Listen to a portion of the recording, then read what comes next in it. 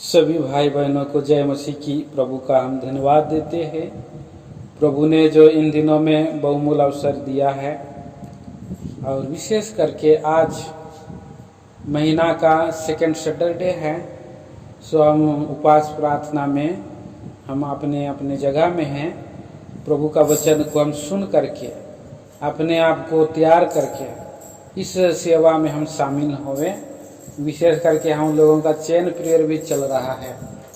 Chain prayer में और जो आपका टाइम दिया गया है उस टाइम को आप अगर कलेक्ट करके मान लिया जाए कि किसी भाई का 8 बजे से 9 बजे का चेन प्रेयर है, तो ये जो संदेशा है वो 7 बजे के पहले सुनिए। देखिए कितना 1 घंटा का मैसेज है या उससे कम है, तो उसका अनुसार आप पहले वचन को सुन लीजिए और फिर और प्रभु को उसमें धन्यवाद चढ़ाइए किए गए उद्धार के लिए।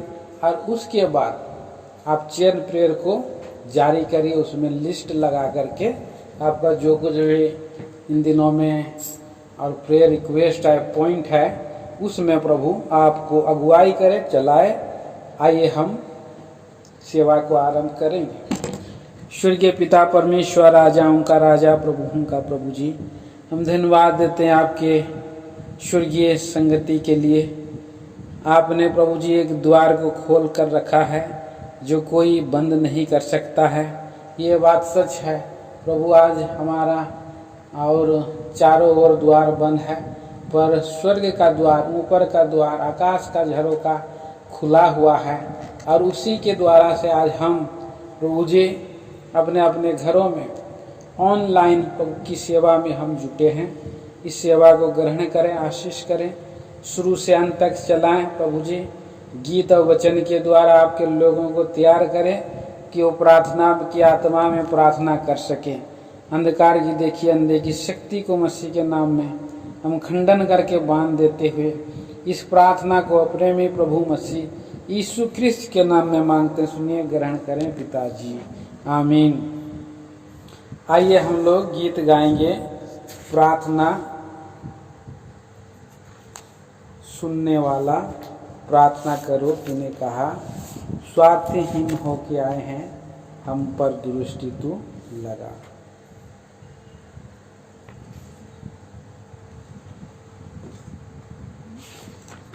मेरे ख्याल से गीत संख्या 403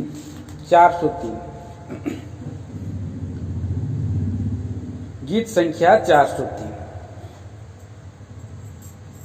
प्रार्थना सुनने वाला, प्रार्थना करो, तूने कहा, स्वाधीन होके आए हैं, हम पर दृष्टि तो लगा। स्वाधीन होके आए हैं, हम पर दृष्टि तो लगा। तेरी भलाइयाँ सब भूल कर, घर की भरपूरी सब छोड़ के, तेरी भलाइयाँ सब भूल कर, घर की भरपूरी सब छोड़ के,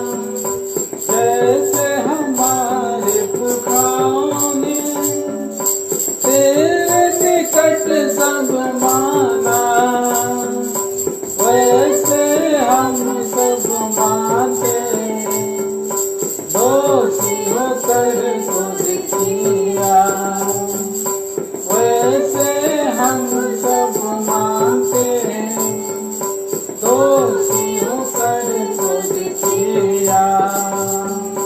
बात न सुनने वाला, बात न करो तूने कहा, स्वाधीन होके आए हैं, हम पर दृष्टि तू लगा, स्वाधीन होके आए हैं, हम पर दृष्टि तू लगा। जब हम सकेती में आए और हमको निहारा, सकेती में आए और हमको निहारा, मौका सब हमसे पाकर घटा हंसी किया, मौका सब हमसे पाकर घटा हंसी किया। बात न सुनने वाला, बात न करो तूने कहा, स्वाधीन होके आए हैं, हम पर दृष्टि तू लगा, स्वाधीन होके आए हैं, हम पर दृष्टि तू लगा। सनातन के ईश्वर दयालु, आशा हम तुझ पर रखे हैं, सनातन के ईश्वर दयालु, आशा हम तुझ पर रखे हैं, पास तेरे हम आए हैं, इनकार तू न करेगा, पास तेरे हम आए हैं, इनकार तू न करेगा। बात न सुनने वाला, बात न करो तूने कहा, स्वाधीन होके आए हैं, हम पर दृष्टि तू लगा, स्वाधीन होके आए हैं, हम पर दृष्टि तू लगा। सनातन के ईश्वर दयालु, अपना मार्ग दिखाना, प्रभु जी मुँह न छिपाना, अपना मार्ग दिखाना, अपने आत्मा से भर के हमको संपूर्ण करना, अपने आत्मा से भर के हमको संपूर्ण करना। बात न सुनने वाला, बात न करो तूने कहा, स्वाधीन होके आए हैं, हम पर दृष्टि होके आए हैं, हम पर दृष्टि तू लगा।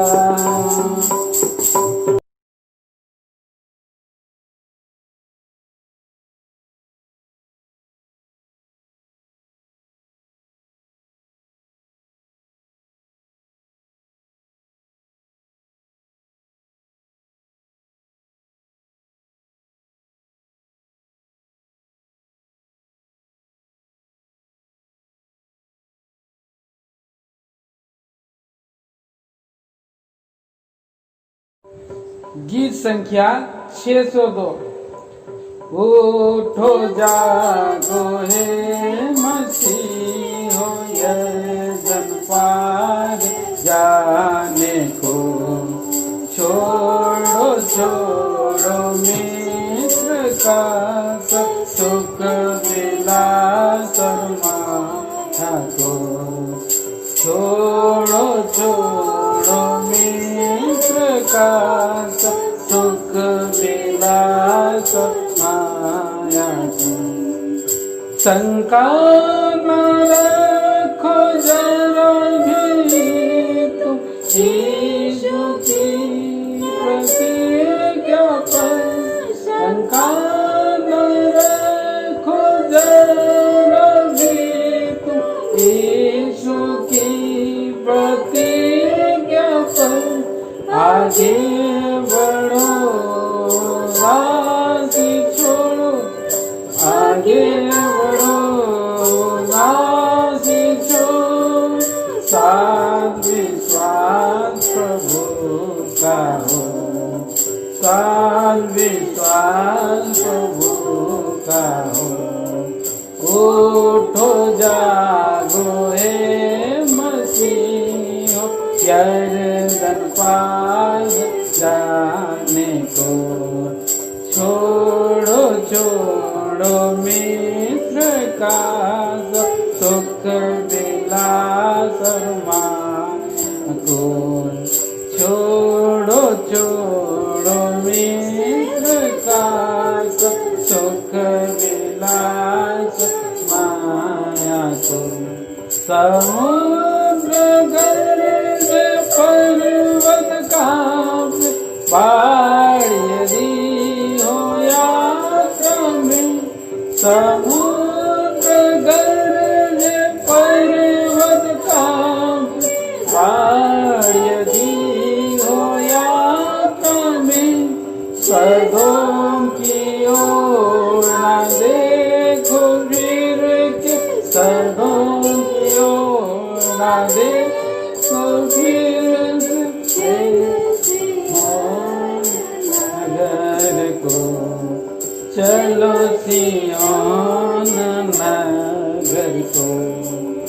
उठो जागो हे मसीहो, यर्दन पार जाने को।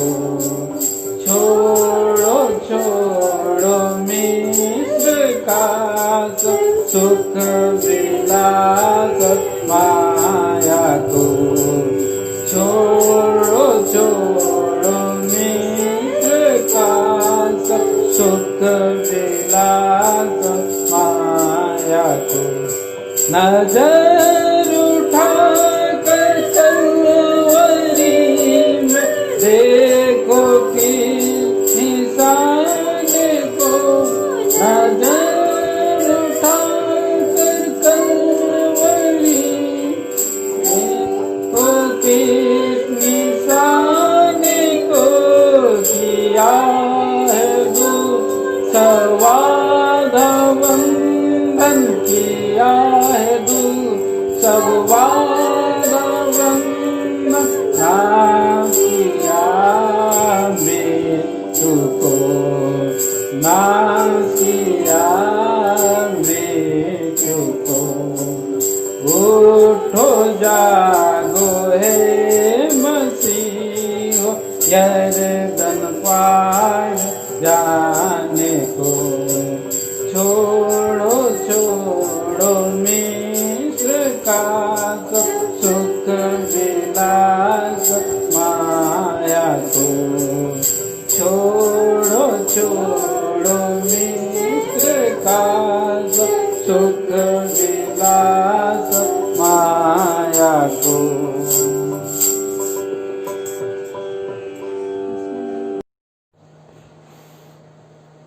आइए हम लोग प्रभु का वचन पढ़ेंगे। यजरा की किताब उसका 8 अध्याय 21 वचन से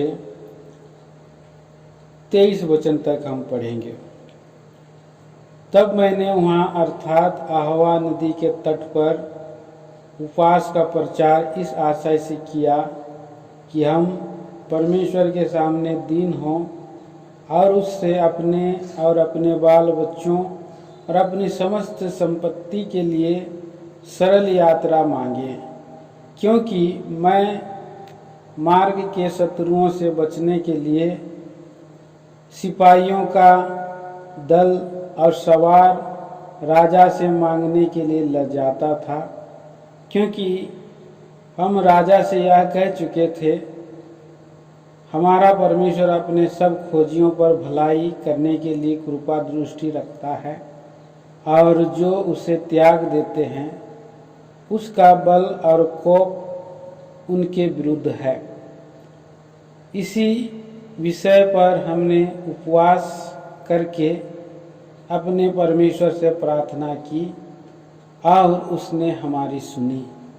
प्रभु इन पढ़े हुए वचनों पर आशीष करे। छोटी सी दुआ करेंगे। स्वर्गीय पिता परमेश्वर राजा, हम धन्यवाद देते हैं इस समय प्रभु आपका पवित्र विचार को हमें दिया है और जिसके द्वारा से प्रभु हम जांचें परखें और तैयार किए जाएं। पवित्र आत्मा आप प्रभु जी हमें तैयार कर अनेक बातों में प्रभु जी हमारे जीवन में कमी घटी है दिखा और पूरा करने में सहायता करें।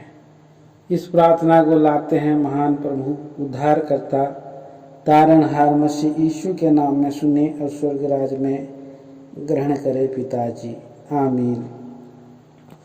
प्रियो, एजरा की जो किताब है, ये किताब जो दूसरा इतिहास है उसके ख़त्म हो जाने पर है। सो ये दूसरा इतिहास को जब हम देखते हैं तो ये जो यहूदा और इस्राएल के राजाओं के राज्य का वर्णन है।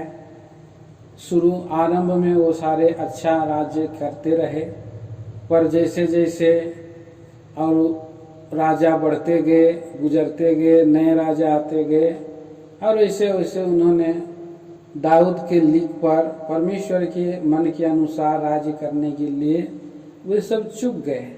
और जब वे सब चुक गए तो बाद में परमेश्वर ने नबियों को भेजा उनको उठाने के लिए, परंतु कई परिस्थिति में देखते हैं कि नबियों को भी उन्होंने हानि किया, नबियों को भी उन्होंने जो है और उनको जो है मार डाला।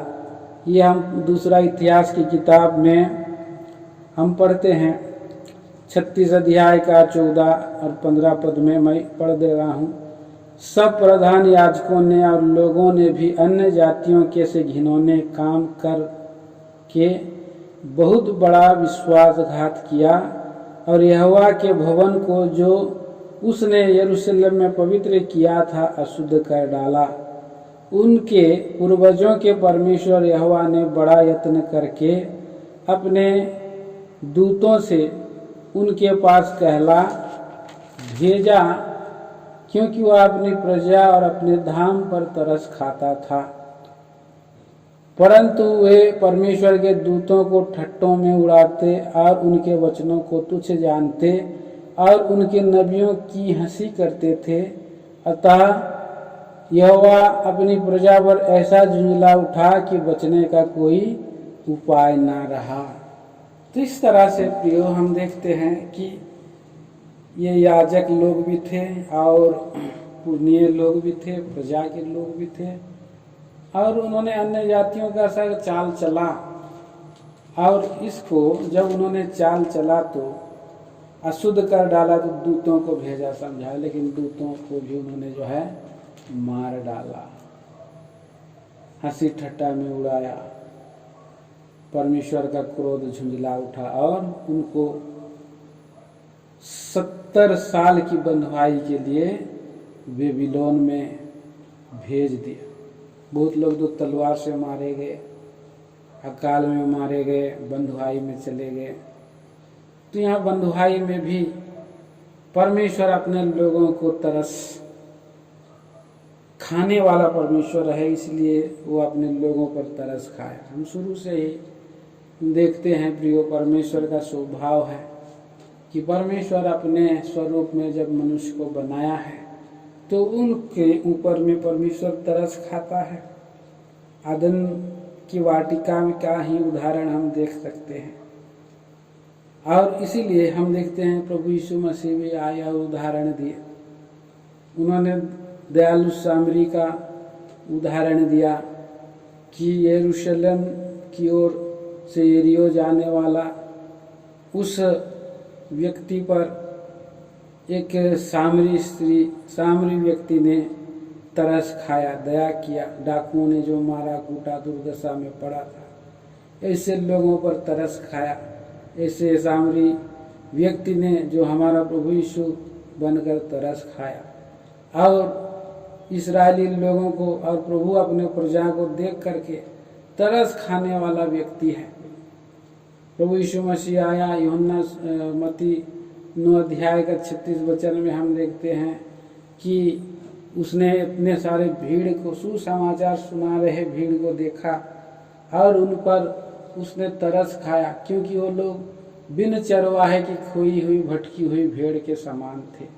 तो इस रीति से हम देखते हैं प्रियो, परमेश्वर तरस खाता है, अपना पवित्रता को बनाए भी रखना चाहता है और चाहता है कि लोगों पर वो तरस खाए, सो तरस खाए। और इसीलिए हम देखते हैं कि 70 साल पहुंचने से पहले ही दानियल ये प्रार्थना आरंभ चालू किया, टाट तोड़ करके उपवास प्रार्थना चालू किया। और इस रीति से जब उसने प्रार्थना किया तो हम देखते हैं कि 70 साल पूरा होने समय कुसरू राजा को उसने उसका मन को उबारा और उसको उन लोगों के प्रति दयालु किया। एजरा की किताब में हम इस बात को आते हैं 1 अध्याय में। और उसने घोषणा किया, स्वर्ग का परमेश्वर ने मुझसे कहा है, बोला कि क्या कहा, बोला कुसरू राजा क्या कहता है। देखिए एजरा 2 1 अध्याय का 2 पद में फारस का राजा कुसरू यूं कहता है, स्वर्ग के परमेश्वर यहोवा ने पृथ्वी भर का राज मुझे दिया है और उसने मुझे आज्ञा दी है कि यहूदा कि यरूशलेम में मेरा भवन बनवा। परमेश्वर ने उसको आज्ञा दिया और इस बात को अब उबारा है उसको, लेकिन इसकी भविष्यवाणी पहले से ही यिर्मयाह और यशायाह ने कर दिए थे। यशायाह 44 अध्याय का 28 पद में आप जब पढ़ेंगे तो वहाँ पर कुसरू नहीं जानता है तो भी परमेश्वर ने कुसरू को अपने लोगों का चरवाही करने के लिए चुना। सो इस तरह से राजाओं का मन को नालियों के समान बनाने वाला परमेश्वर है। और इसी तरह से कुसरू राजा का मन को खोला, तब बहुत सा लोग, यहूदी लोग बेबीलोन से वापस यरूशलेम की ओर लौट रहे हैं। दूसरी विचार से हम देखते हैं प्रियो, हम भी इस संसार में हम रह रहे हैं। ये संसार जो है एक बेबीलोन है। जो बेबीलोन देश चमकदार देश है और ये संसारिकता भरा हुआ है, जिसमें अनेक प्रकार के घमंड की वस्तुएं हैं और लालसाएं हैं, अभिलाषाएं हैं। ऐसे जगह ये दुनिया भी है बेबीलोन के समान, और वहाँ पर की अनेक वस्तुएं हैं जो बेबीलोन और संसार के साथ हम तुलना कर सकते हैं। सो ऐसे संसार में से प्रभु हमें यहाँ से स्वर्गीय देश कनान देश के लिए चुन लिया है। ये संसार एक बंधन है। संसार की अभिलाषा, शरीर की अभिलाषा, आंखों की अभिलाषा, ये संसार की अभिलाषा और जीविका का घमंड और आंखों की अभिलाषा, ये जो है बेबीलोन में पाया जाता है। और बेबीलोन से हमें यरूशलेम में जाना है, परमेश्वर का निवास स्थान में, स्वर्ग में जाना है। प्रभु अपने लोगों को प्रतिज्ञा किया है कि मैं आऊंगा और तुम्हें वापस ले जाऊंगा, कि जहां मैं रहूंगा वहां तुम भी रहो। अब ये हमारा संसार जो है बेबीलोन रूपी संसार, ये हमारा अस्थाई नगर नहीं है। हम यहाँ पर परदेसी और मुसाफिर हैं। ये संसार में हमारे आयु के वर्ष 70 हैं और ज़्यादा से ज़्यादा बल के कारण 80 भी हो सकते हैं, पर क्या है, घमंड है, दुख है, पीड़ा है। आज देखिए नाना प्रकार के दुख और पीड़ा और ऐसे परिस्थितियाँ आ जा रही है संसार में। मनुष्य का जी में जी नहीं रहेगा। जहाँ कहीं भी देखें लड़ाई की बातें, ईर्ष्या की बातें, ऐसे भयंकर संसार है और लोभ लालच खसोट है। ऐसे संसार में हम परदेसी और मुसाफिर की नहीं है। ये हमारा और इस संसार का और मन नहीं मिलता है, एक नहीं हो सकते हैं। इसीलिए यहाँ परदेसी और मुसाफिर के समान हम हैं। हमारा यहाँ कोई अस्थाई नगर नहीं है। हमें लौटना है, हमें लौटना है, लौटना है, लौटना है। तो प्रभु भी चाह रहा है कि वो लोग मेरी ओर फिरेंगे, लौटेंगे। ऐसा प्रभु का वचन भविष्यवाणी पहले से किया गया है। देखिए हम पढ़ते हैं एहेजकेल की किताब, एहेजकेल नबी और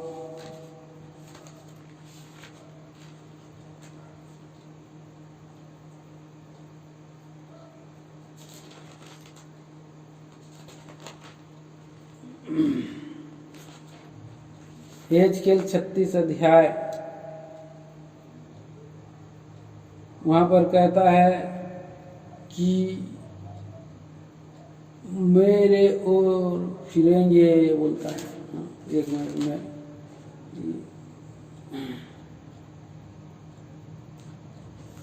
मेरी प्रजा आएंगे रोते हुए आएंगे, रोते हुए आएंगे बाबुल की बंधुआई से, बोलकर वो वचन हम पढ़ते हैं वहाँ पर। मेरे ख्याल से ये बहुत ही एक सुंदर एक भविष्यवाणी पहले से किया गया है। बाबुल देश से जब छुटकारा पाएंगे और रोते हुए आएंगे, बोल रहे हैं, रोते हुए आएंगे। मुझे याद नहीं आ रहा है अभी।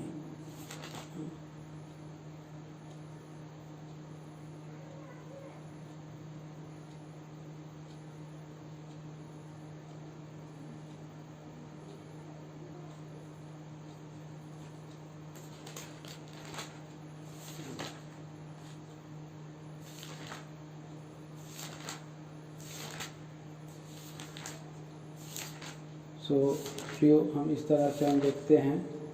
तो मैं समय पर बताऊं, रोते हुए आएंगे। तो ये लोग रोते हुए आ रहे हैं, प्रभु का वाणी है, ये रोते हुए आ रहे हैं। और परमेश्वर के घर बहुत लोगों को आने की आशा, बहुत लोग सामान भी दिए हैं। दूसरा अध्याय एजरा की किताब में बहुत लोगों का लिस्ट का नाम है, ग्रुप में लौट करके आए हैं और इकट्ठा हुए हैं और उन्होंने वेदी बनाया। वेदी का जीवन 3 अध्याय हम देखते हैं। ये बलिदान वेदी जब वापस आए हैं, प्रभु का को प्रसन्न करना चाह रहे हैं। हम परमेश्वर को के पास हम आते हैं तो हम उसको प्रसन्न करना है, उसको खुश करना है। आत्मा प्राण देह तन मन परमेश्वर के योग भवता हुआ बलिदान चढ़ाने का जीवन है। तो इन्होंने यहाँ पर वेदी को बना डाला है और वहाँ पर हम बलि चढ़ाया। सो हम जब वापस आते हैं प्रभु के राज के लिए, तो हमारे जीवन में भी वेदी है। एक हमारा व्यक्तिगत आराधना का समय, प्रार्थना का समय, डिवोशन का समय, परिवार का डिवोशन का समय, ये परिवार की एक वेदी और एक व्यक्तिगत वेदी। तीसरा मांडलिक रूप से जब हम जमा होते हैं, वो भी एक वेदी है। तो ये वेदी का जीवन हमेशा होना चाहिए। जो वेदी पर बलिदान चढ़ाते हैं वो परमेश्वर उससे प्रसन्न होता है। सुखदायक सुगंध के नाई अपने आप को भी प्रभु यीशु मसीह ने क्रूस के बलि वेदी पर दे दिया है। चौथा अध्याय में हम आते हैं प्रियो, यहाँ पर रुकावट आया है। एजरा की किताब में एजरा की किताब में हम जब प्रभु के जीवन में हम बढ़ते हैं, बलिदानिक जीवन करते हैं, प्रभु का भवन का काम में हम जब जुड़ जाते हैं और परमेश्वर का महिमा करते हैं, तो संसार में बहुत सा रुकावटें और विरोध आती है और बलपूर्वक उन्होंने परमेश्वर का भवन का निर्माण काम को रोक दिया है। तो भी परमेश्वर का आत्मा यहाँ पर 5 अध्याय में, ये इजरा की किताब 5वां अध्याय में जब हम आते हैं तो यहाँ परमेश्वर का आत्मा हैगे नावी और ईदो का पोता जकरिया, इन्होंने भविष्यवाणी किया परमेश्वर का भवन के लिए, जो आप हैगे की किताब में भी पढ़ सकते हैं, सोना मेरा है चांदी मेरी है बोल करके वहाँ पर उन्होंने प्रार्थना भवन का काम को निर्माण किया है प्रियो। और इस तरह से जब दूसरी बार उन्होंने बनाना आरंभ किया तो लोगों ने रुकावट डाला, तब उन्होंने बताया कि नहीं, ये हमें खुसरू राजा का आदेश से हम बनाए हैं। उस समय ये 2 साल तक रुका रहा, पर 2 साल के रुकने के बाद दूसरा वर्ष तक रुका रहा। 4वां अध्याय का 24 पद में आप पढ़ सकते हैं। और जब वो रुका रहने के बाद फिर से लोग परमेश्वर का आत्मा से बनाने लगे और इसके खोज खबर ली गई, रुकवाने का कोशिश किया गया, तो खुसरू राजा उस समय, और को पता चला कि खुसरू राजा अर्थशद राजा जो है आदेश दिया कि ये सचमुच में परमेश्वर की योजना के अनुसार खुसरू राजा ने आदेश दिया था, इसलिए वो लोग बना रहे हैं। उसके बाद हम 6वां अध्याय में हम देखते हैं कि ये भवन को बनाने का काम और आदेश दिया गया दारा राजा के समय में। दारा राजा ने आदेश दिया और बनना आरंभ हो गया। परमेश्वर का भवन का काम और बनने का नियुक्त हो गया। इस प्रकार 6 अध्याय का 15 पद में हम देखते हैं कि भवन और 6वें वर्ष के आदर महीने के 3रे वर्ष में बन करके तैयार समाप्त हो गया। अब भवन तो बना है, पर भवन को परमेश्वर का भवन में पवित्रता, महिमा, सामर्थ और शोभा वास करता है। सो ये भवन को कैसे चलाए, इसके लिए परमेश्वर ने उपाय किया और परमेश्वर ने आज 7वें अध्याय में हम देखते हैं कि एजरा जो है याजक है। जहाँ पर भवन होना है वहाँ पर याजक प्रभु का दास भी होना है कि उस बलि वेदी पर हर एक, और यहाँ पर हारून के गोत्र से जो अलग किए हुए लोग थे, जिन्होंने और उसके वंश के लोग जो सब कुछ त्याग समर्पण करके और अपने लोगों को भी वध करके परमेश्वर का पक्ष में रहकर, और क्या हो गया था, हारून का और लेवीय गोत्र थे, वे लोगों में से हारून का गोत्र था। और उसी गोत्र में से एजरा जो है निपुण शास्त्री के रूप में था और उस पर परमेश्वर की कृपा दृष्टि थी और उसे जो है राजा ने भेजा। जो उस पर रही उसके राजा ने उसका और भेज दिया उसको, राजा अर्थशस्त्र, और भेजा। तो ये सब परमेश्वर की कृपा दृष्टि के कारण वो यात्रा में है। 8वां अध्याय में जब वो यात्रा कर रहा है तो राजा से उसने सहायता मांगने से लजा रहा है, क्योंकि वो परमेश्वर के ऊपर में पूर्ण रूप से विश्वास कर रहा था।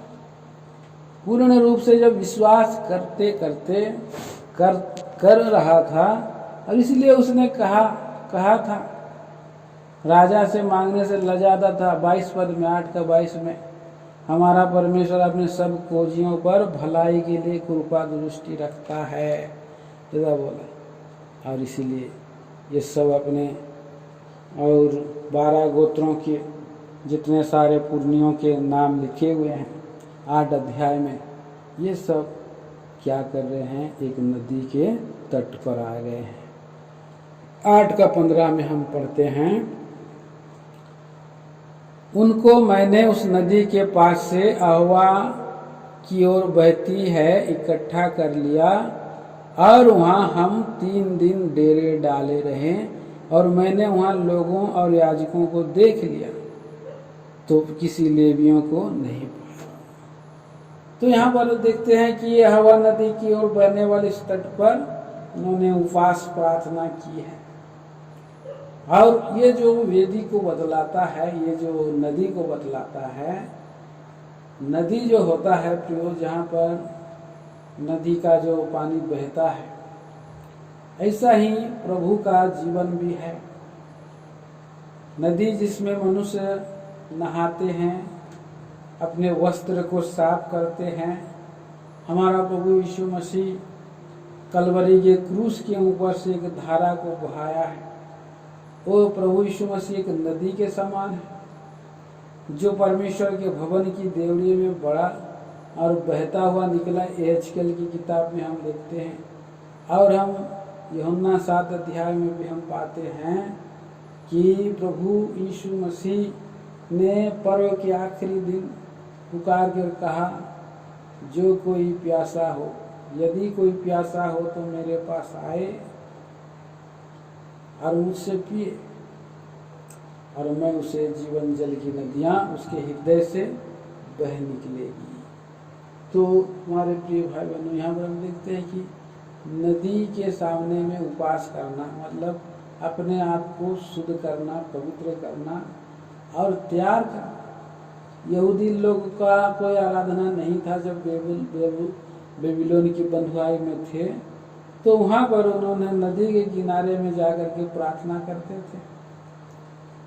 और अन्य जातियों के जगहों में जब सुसमाचार सुनाया, पौलुस भी आप पढ़ सकते हैं ये प्रेरितों के काम में, वहाँ पर उस लुदिया जो है कपड़ा बैजनी वस्त्र बेचने वाली स्त्री थी, वो भी वो फाटक के बाहर नदी के किनारे में वचन सुनी। और जहाँ पर प्रभु के दास भाई बक्सिंग भी नदी के किनारे में जा करके प्रार्थना करते थे। इस तरह से हम देखते हैं कि ये जो है नदी एक पवित्र स्थान के रूप में अपने आप को तैयार करने के लिए, और वो प्रभु यीशु मसीह हमारा सबसे बड़ी नदी है, और जहाँ पर हमको सहायता मिलती है।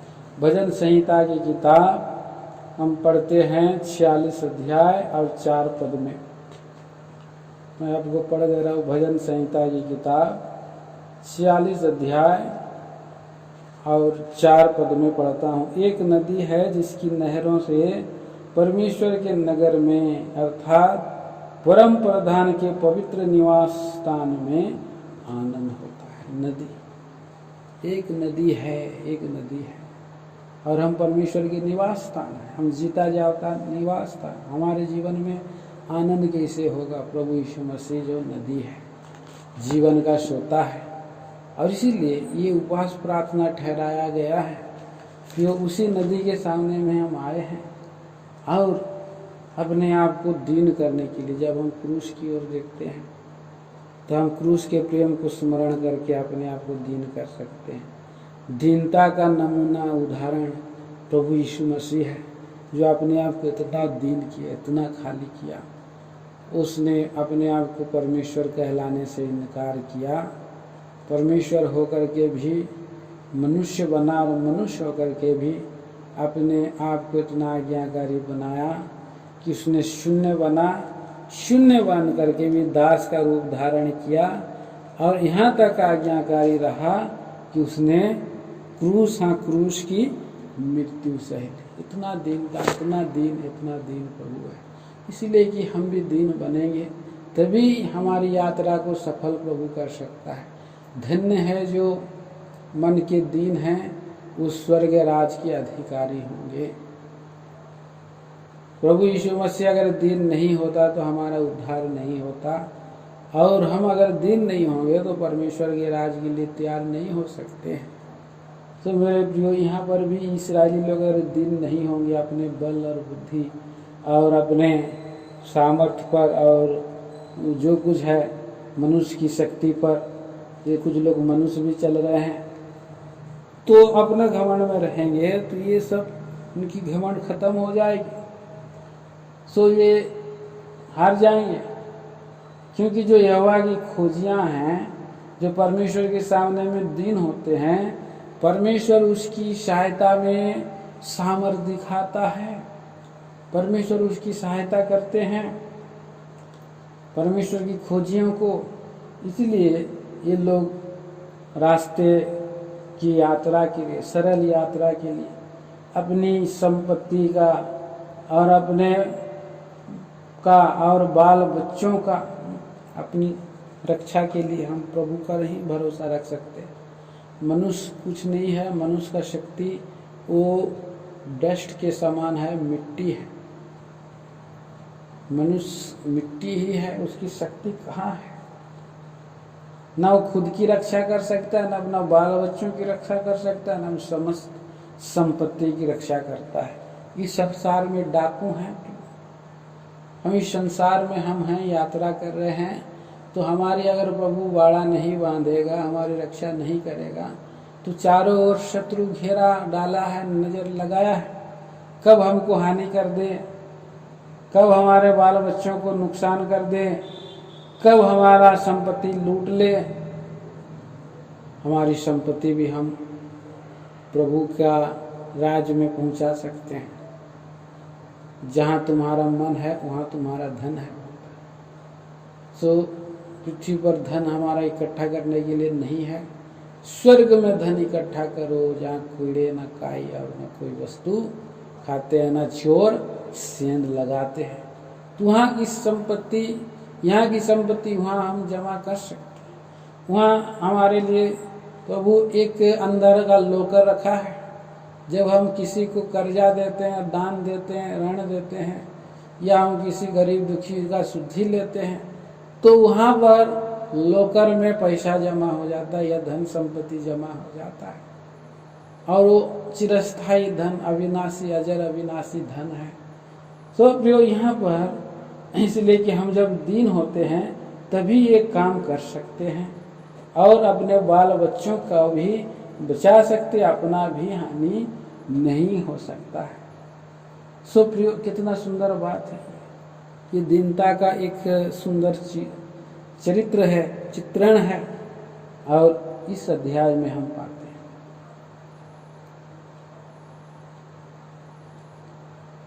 हैं। हाँ, हम वो लोग किस लिए उपवास प्रार्थना कर रहे हैं? अपने वस्तुओं की रक्षा करने की, अपने वस्तुओं की, अपनों और अपने बाल बच्चों की।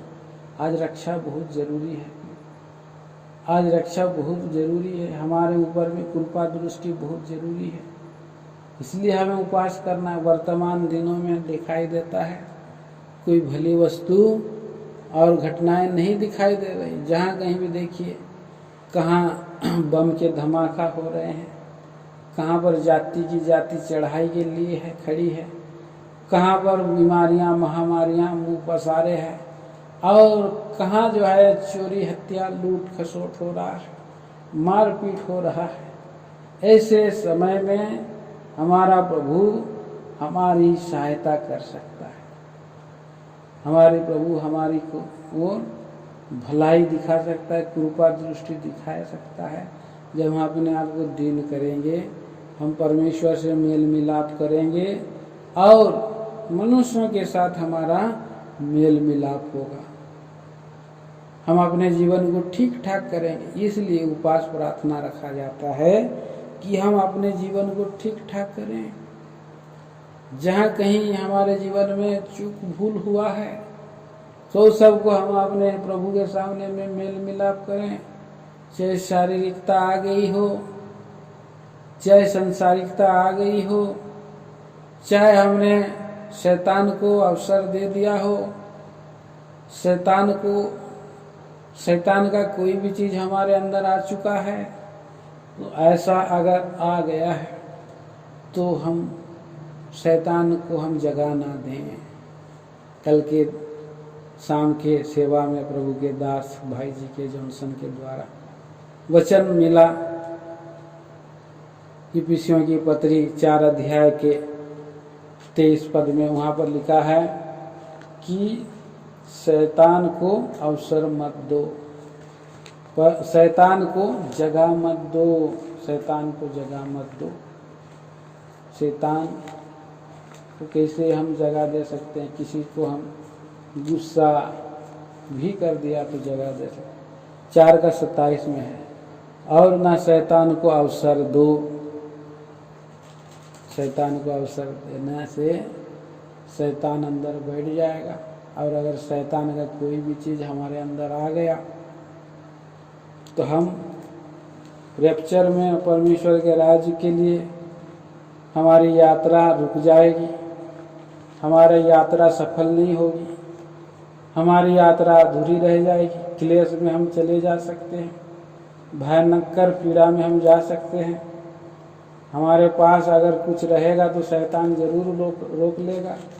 प्रभु यीशु मसीह 14 अध्याय का 30 पद में कहा, यूहन्ना सुसमाचार 14:30 में, मैं अब तुम्हारे साथ और बहुत बातें ना करूँगा, क्योंकि इस संसार का सरदार आता है, पर उसका कोई अधिकार नहीं है। किस पर? मुझ पर कोई अधिकार, ऐसा कह सकते। इस संसार का सरदार आ चुका है, तो आ रहा है। वर्तमान दिनों में जैसे हम लोग परिस्थितियों में हैं, शैतान का काम बड़ी जोरों से है और फैलते ही चला जा रहा है, पर हमारा पास उसका कुछ भी नहीं रहे।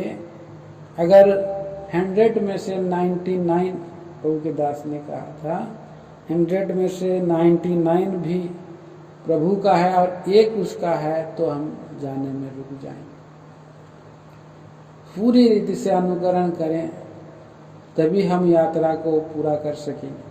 इस्राएली लोग पूरी रीति से अनुकरण नहीं कर पाया तो ढेर हो गए, लेकिन कालेब ने पूरी रीति से अनुकरण किया, उसका यात्रा कनान देश में प्रवेश होना सफल हो गए।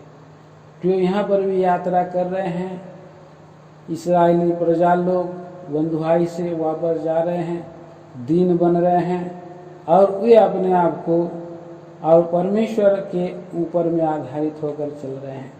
इसलिए हमें परमेश्वर के ऊपर में आधारित होने का ये समय जो है, और प्रभु का वचन जो है हमें बतला रहा है कि हम परमेश्वर के ऊपर में आधारित हों, परमेश्वर पर हम भरोसा रख करके और उसकी खोजी हो करके आगे हम बढ़ते चले जाएं। इन्होंने यहाँ पर हम पढ़ते हैं 22 पद, इजरा की किताब 8 अध्याय का 22 पद में कहते हैं कि हमारा परमेश्वर अपने सब खोजियों पर भलाई के लिए कृपा दृष्टि रखता है और उसे त्याग देते हैं, उसका बल और प्रकोप उनके विरुद्ध है। जो परमेश्वर को त्याग देते हैं, त्याग देते हैं। हम परमेश्वर को कैसे त्यागते हैं? हम मुंह से कई बार हम परमेश्वर बोलते हैं, प्रभु बोलते हैं, पर हम अपने कामों से त्याग देते हैं। तो अगर कोई भी अगर परमेश्वर की आज्ञा को मानने से इनकार करता है, एवॉइड करता है, हल्का समझ लेता है, तो प्रियो तीव्र गति से परमेश्वर का प्रकोप आ रहा है। परमेश्वर का प्रकोप का सामना उसे करना पड़ेगा। तो हम देखते हैं कि प्रभु यीशु मसीह हमें परमेश्वर के प्रकोप से बचाता है। प्रभु यीशु मसीह का लहू अपने जीवन में ले लेना है, शुद्ध हो जाना है और प्रभु के इच्छा के अनुसार हमें जीवन बिताना है। इस तरह से ये उपवास का प्रार्थना तभी सफल होगा। इसी विषय पर हमने अपने उपवास करके अपने परमेश्वर से प्रार्थना की और हमारी सुनी गई। और यहाँ पर अभी वो लोग प्रार्थना करके सुनी गई, उनकी प्रार्थना सुनी गई और ये लोग अभी यात्रा कर रहे हैं। बहुत सा उनके पास वस्तुएं हैं, चांदी है, सोना है, पात्र है, लोग हैं, बच्चे हैं। इनको वो क्या कर रहे हैं प्रियो, लेकर के जा रहे हैं। कैसे 29 पद में हम पढ़ते हैं, एजरा की किताब 8 अध्याय और 29 पद, 28 और 29 दोनों पढ़ते हैं। मैंने उससे कहा, तुम तो यहोवा के लिए पवित्र हो और ये पात्र भी पवित्र हैं, और ये चांदी और सोना भेंट का है जो तुम्हारे पितरों के परमेश्वर यहोवा के लिए प्रसन्नता से दी गई है।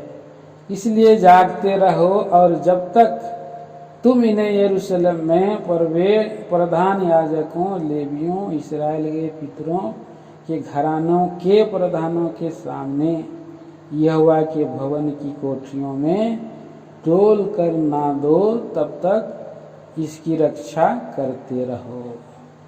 तो 29 पद में इस पद हम ध्यान करते हैं, इसलिए जागते रहो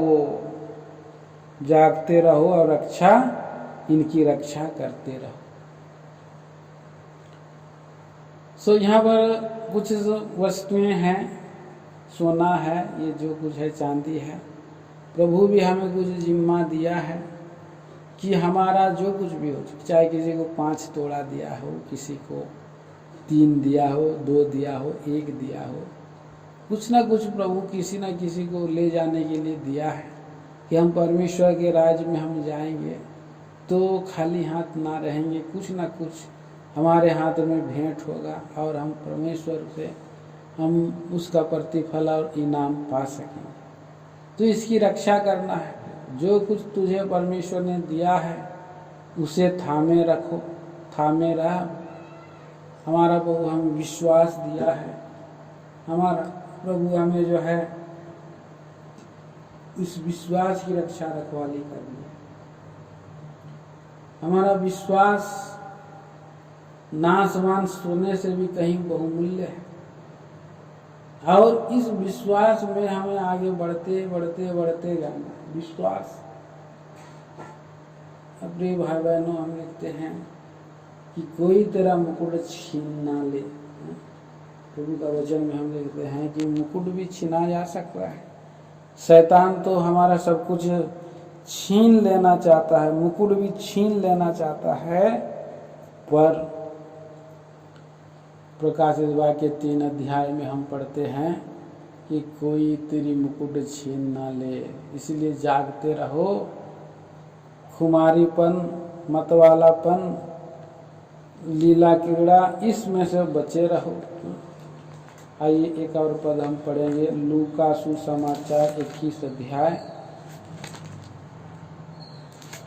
लूका रचित सुसमाचार और 21 अध्याय 34 पद से हम पढ़ेंगे। इसलिए सावधान रहो और ऐसा ना हो कि तुम्हारा मन खुमार, मतवालेपन और इस जीवन की चिंताओं से सुस्त हो जाए और वह दिन तुम पर फंदे के समान अचानक आ पड़े, क्योंकि वह सारी पृथ्वी के सब रहने वालों पर इसी प्रकार आ पड़ेगा। इसलिए जागते रहो और हर समय प्रार्थना करते रहो कि तुम इन सब आने वाली घटनाओं से बचने और मनुष्य के पुत्र के सामने खड़े होने के योग्य बनो। इस तरह से प्रभु का वचन हमें बातें करता है। जागते रहो मतलब चौकस रहना है। नींद आ जाती, कई बार दोपहर में हम खाना खाते हैं तो आँखें हमेशा ऑटोमेटिक बंद होना चालू हो जाता है। कई एक परिस्थिति आती है, सुस्ती आ जाती है, लापरवाही आ जाती है। हम लोग कई बार जो है कि शत्रु भी चाहता है कि हम जो है आत्मिक निद्रा में चले जाएं, सोए पड़े रहें, लेकिन उसी समय हम देखते हैं कि प्रभु अगर चोर के समान आ जाए, या उसी समय शैतान जो है हमारा मुकुट को चुरा लेगा, तो हमारा तो जीवन में सब कुछ खत्म हो जाएगा। और उसी समय जो है कि शत्रु आक्रमण करके हमको और अचानक जो है गिरा देगा, क्या कर सकते हैं। प्रभु का वचन में हम पढ़ते हैं प्रकाशित वाक्य 3 अध्याय, और इसीलिए हमें प्रभु का वचन के अनुसार बने रहना। इन दिनों में प्रभु के दास लोग जो वचन दे रहे हैं, हमारे प्रिय भाई जी.के. जॉनसन की द्वारा जो वचन दिए जाते हैं, बहुत ही गंभीर और थोट विचार आप लोग जरूर इनको सुनते रहिए। और हमारा भाई साइरस लाल के द्वारा अनेक प्रभु के दास लोग भी वचन लगातार दे रहे हैं। प्रकाशित वाक्य 3 अध्याय का 10 में हम पढ़ते हैं, तूने मेरे धीरज के वचन को थामा है, इसलिए मैं भी तुझे परीक्षा के उस समय बचा रखूंगा जो पृथ्वी पर रहने वालों के परखने के लिए सारे संसार पर आने वाला है। मैं शीघ्र आने वाला हूँ, जो कुछ तेरे पास है उसे थामे रह कि कोई तेरा मुकुट छीन न ले। सो हमारे प्रिय भाई बहनों, इसी रीति से हम जागते हुए पहला हम देखते हैं कि यहाँ पर हम दीन बने हैं।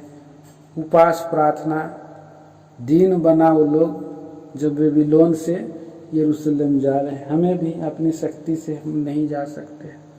यह हवा नदी के तट के ऊपर, मतलब प्रभु यीशु मसीह के सम्मुख ही आकर के हम परमेश्वर का वचन के द्वारा ही हम शुद्ध किए जा सकते हैं। इसलिए ये उपास प्रार्थना में परमेश्वर का वचन की आवश्यकता है।